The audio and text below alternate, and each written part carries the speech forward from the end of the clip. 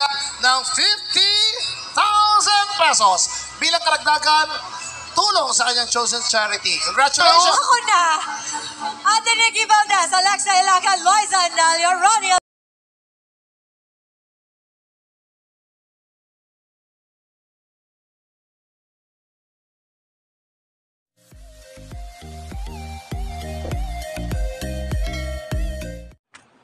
May exclusive date nga daw kanina ang Kidilex.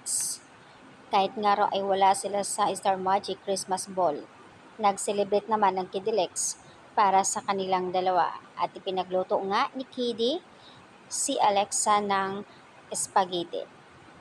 Sa IG post ni Alexa, "For the chef today, Kiddy Estrada. Gusto nga raw nila ng quality time.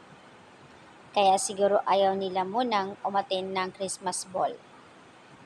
Hindi tayo busog-lusog sa pagkain kundi yung pagmamahal nila. Thankful lahat ng mga Kidilex fans.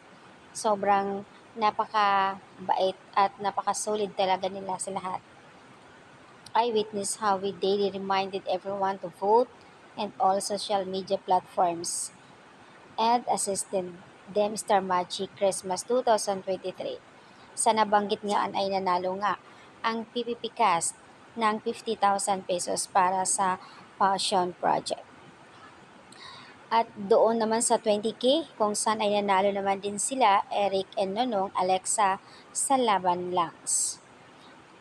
May pag-mention pa nga ang mga host kanina kung saan ay nagtitrend ang Kidilex. So, ayan po yung update.